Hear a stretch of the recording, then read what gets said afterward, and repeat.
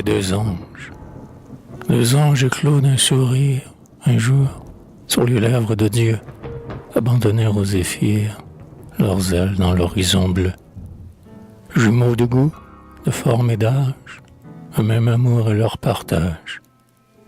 Souvent le regard des élus ne distinguait pas les deux frères, et Dieu qui les créa naguère, déjà ne les reconnaît plus.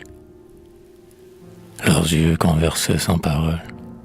Tous deux aimaient la même fleur. Ils portaient le même symbole, et l'azur était leur couleur. Auprès de la couche timide, ils veillaient dans la nuit humide, et protégeant la chasteté, entre leurs doigts tressaient la rose, que l'hymen promet et dépose, au front de la virginité. Du jeune enfant à la lumière, quand il dormait dans son berceau, leur baiser ouvrait la paupière.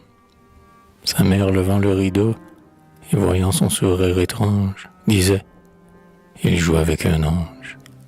Ses yeux rêvaient de beaux palais, et de sa langue embarrassée, leurs mains toujours plus empressées, déliaient les tendres filets. Si même à son printemps, l'enfance le fait tomber dans un cercueil, la couronne de l'innocence, les anges tissaient son linceul, et puis, déliant sa belle âme, portaient sur leurs ailes de flamme ce nouvel ange au paradis. Il disait, c'est un jeune frère que nous dérobons à la terre et qui fuit les hommes maudits.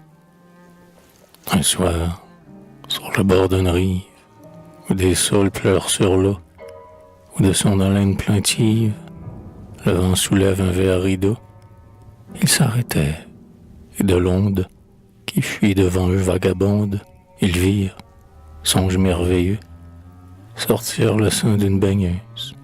C'était Nanette la glaneuse, qui regarde avec des yeux bleus. Personne ne lui fut rebelle, car l'enfant lui rit au berceau, car les vieillards la trouvent belle, et les filles de son hameau, quand on danse sur les pelouses, n'osent plus en être jalouses.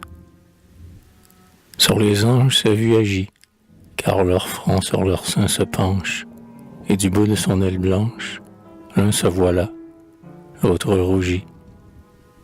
Le lendemain, ils s'en allèrent, l'un pour allumer le soleil, l'autre, quand les cieux s'éclairèrent, d'un enfant bercé le réveil. Ne retourne pas sur la rive, dit l'ange d'une voix craintive. Ève pardit l'homme innocent. Ne crains rien, répondit son frère. Mon regard n'est pas téméraire. Adieu, je pars en t'embrassant. Quand du ciel la sainte milice revint se ranger au saint lieu, de l'amour portant le calice pour étancher la soif de Dieu, au milieu du cercle splendide, hélas, une place était vide. Son frère pleura. Salomon, le premier, devina l'histoire. En vain on refusa d'y croire. L'ange n'était plus qu'un démon.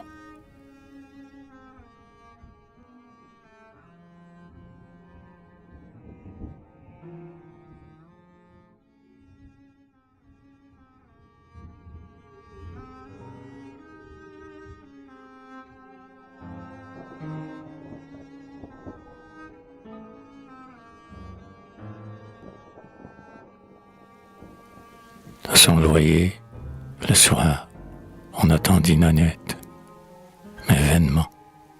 La lune en sa chambre muette pâlissait. Sur la rive, on reconnut ses pas et ceux d'un étranger. On trouva sa dentelle. On vit le long du bord blanchir deux plumes d'ailes, mais elle ne reparut pas.